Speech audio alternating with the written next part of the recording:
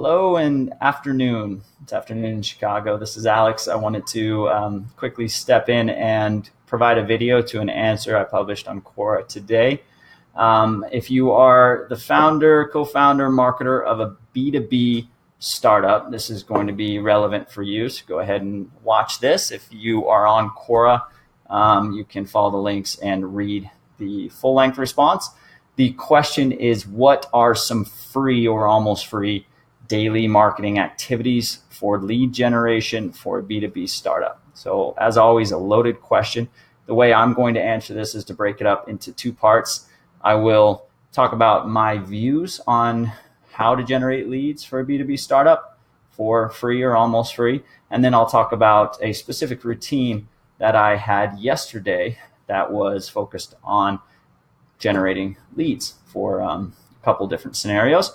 So that'll give you a good view on what I do specifically to generate leads at a low cost on an ongoing basis. So let's get started here.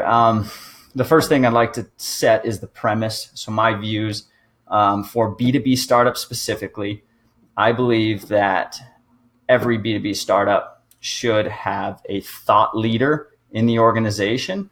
And that thought leader should be publishing content related to the pain points that their product solves for customers. So a couple things there, we'll unpack it. Showing your thought leadership. Most startups in the B2B space are founded or co-founded or CTO'd by somebody that is the real thought leader. Now, that person should be the person that is promoting the premise of the product, what the product can provide users, and becoming the source of thought leadership online for topics and keywords that product solves. And I'll dive into how we do that. But that's the main thing. If you, as the CEO, co-founder, obviously you're busy, there are services that can help you do that. To help you kind of publish this content and create those brand impressions for your thought leadership content.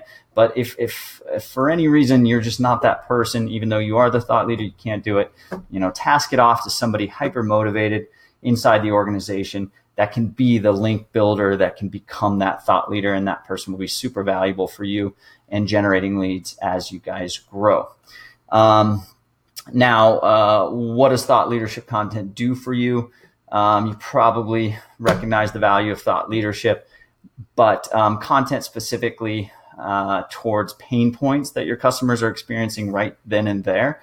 If you can be that person that answered their question, that solved their pain point, that published something that was hyper relevant for them at that time, and you can do that on a continual basis, not only will you generate leads on an ongoing basis and hopefully compounding leads generated from content that you produced a while ago will come in continuously, but the leads will be better than leads from just, say, a ghost-written article that you published on the blog that may have converted to a demo or converted some sort of a lead for your B2B startup. But the person that comes from a thread of content that they believe that you provided the best answer, whether it's a forum or a discussion or Stack Overflow, Quora, et cetera, you were that person that answered their question. That person is going to be hyper motivated to work with you and use the product that you've built.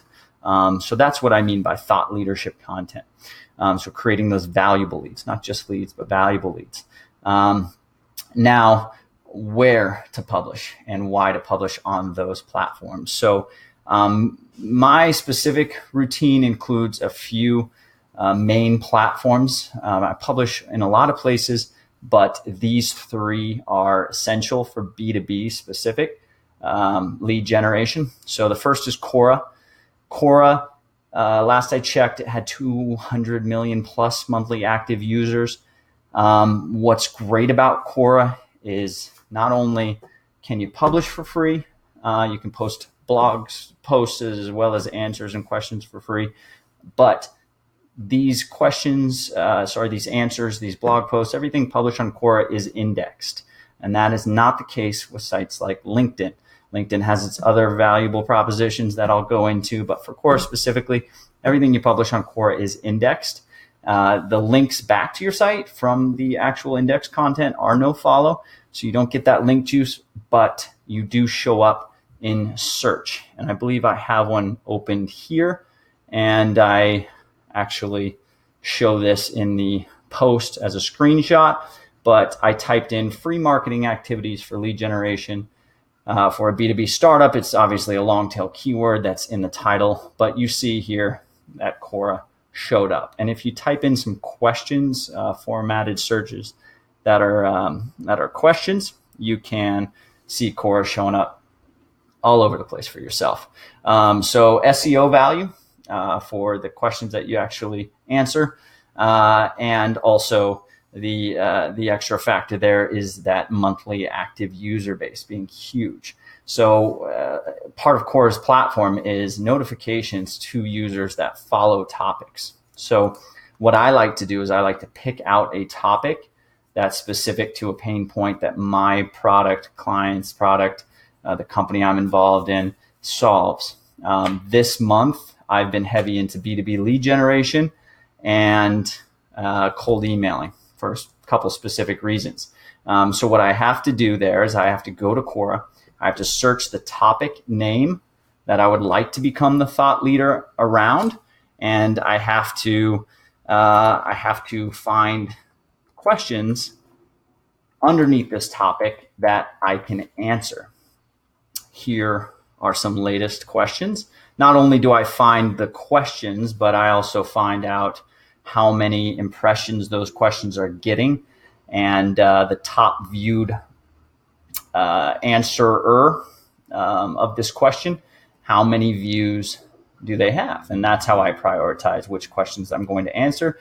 And I have a system and virtual assistants that actually go and find these for me, so I don't have to actually do it, but you can do it really quickly. If you have 10 minutes, type in the topic, go to the topic page, look at the top recent questions, find one that has a significant number of views in the first answer, and go ahead and answer that one.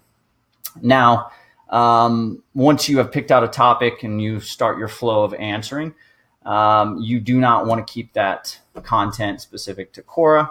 You want to extrapolate that content. You want it to become multiple URLs for your brand and be on multiple platforms. So the next platform that I like to use is Anchor.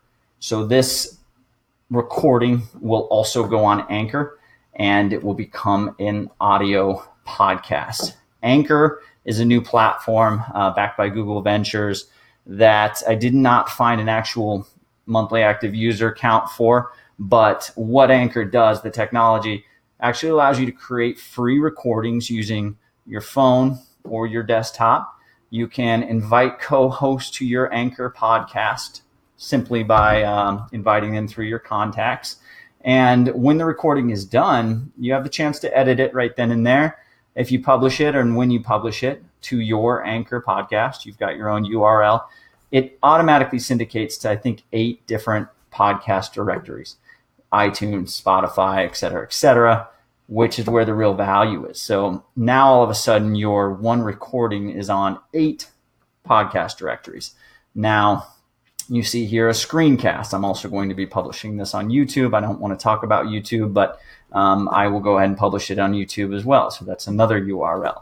I'll go ahead and embed this video into my Quora answer when we're done here, because Quora does allow you to edit the answer. So I'll go ahead and embed it there, which gives it more of a rich content feel, and gives another avenue and another medium for people to absorb this content without having to read this long post. The next platform after Quora and Anchor is LinkedIn. LinkedIn, I don't know, 500 million plus, somewhere in there, last I checked, active users. I don't need to go into the value of LinkedIn for B2B lead gen. It's apparent. Most of the professionals on this planet have LinkedIn profiles. And depending on your audience, you can make a judgment on whether or not you should be hyperactive or just active, but everyone should have a profile and publish on LinkedIn, especially if you follow this routine you can quickly create a LinkedIn post out of a recent recording and Quora answer. Here's an example of one I did recently. This wasn't an actual Quora answer. It was a piece of content that I created with HubSell and a couple others. These Grow Labs, Grow Bots, Foundly. I review these platforms. But after I published it on my website, I went ahead and indexed this post for search. So I had Google actually fetch and crawl this URL. And then I went ahead and published a few Quora answers related to this post. So I mentioned something there that I want to touch on real quick. It's indexing your URLs for search. This is super important to this process because Quora obviously is indexed for search. You want your content to be viewed by Google as the original source of that text. So you go into your Webmaster Tools dashboard, and under crawl, there's a link for fetch as Google. Once I create the content for this long post, what I have to do is then go to my website.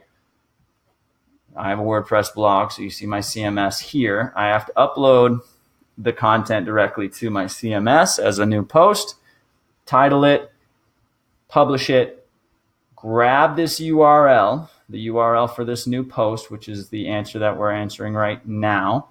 And then I go to my search console under crawl, fetches Google, paste the URL, click fetch. And now Google's going to probably give me a light box, make sure I'm not a robot. And I have to see why that URL is not being found. But what I do is I then fetch for indexing and have Google crawl the content. What that does is actually give me the authorship of this content. So Google knows it's first indexed on my site, and I don't get outranked by Quora for this specific question, ideally. If they're typing, say, my name plus B2B lead generation, I want my site to come up first. So anyways, back to the process at hand. You have your content created. You've got a recording for Anchor. You've got the text for Quora and maybe a screencast that you can embed. Then you take the question summary and you go to LinkedIn. You create a nice LinkedIn post out of that question answer. And you link back to your website or Quora, whichever you find is most valuable at that time, depending on where your site's at. Again, the main activity here is building thought leadership. So some people actually opt to link to the Quora answer because there's upvotes and because you have other questions. So it's more of a lead nurturing strategy than just driving them back to your website. At that point, you want to make sure to really build that value. And then after I discuss this little bit about LinkedIn and these 3 platforms that I publish to, I talk about my routine. Now, this was just yesterday. I don't do this every day, but I go from what I did late last night, setting up my day, making sure I've got the content in the pipeline, reach out to somebody that I may be recording with, or maybe may need the help of creating that content if I do have somebody collaborating with me on that. I wake up in the morning, I go through my morning routine, when I record, what I do specifically after I record. Then the evening, some more stuff that I do there, and some examples of what the final result looks like.